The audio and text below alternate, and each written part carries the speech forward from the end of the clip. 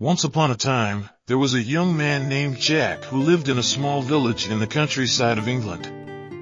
Jack was a hard-working farmer who loved spending time outdoors and taking care of his crops and animals. One day, as Jack was walking through his fields, he noticed that some of his crops were not growing properly. He checked the soil and water levels, but everything seemed to be in order.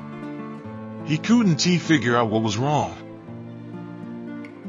That night, Jack had a dream.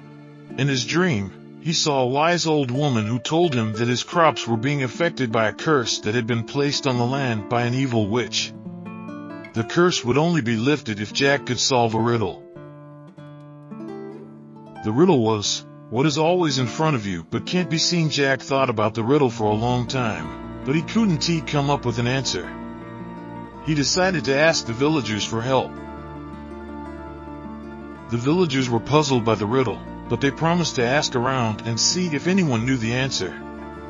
After a few days, a traveler passing through the village heard about Jack's problem and offered to help. The traveler told Jack that the answer to the riddle was the future.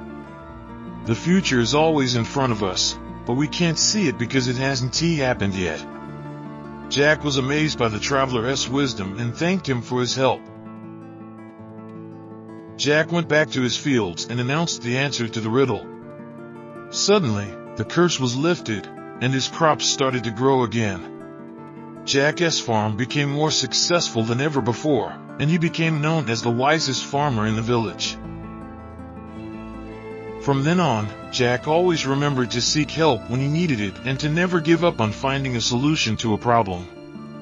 He learned that sometimes, the answer to a problem can come from unexpected sources and that it's important to keep an open mind and be willing to ask for help.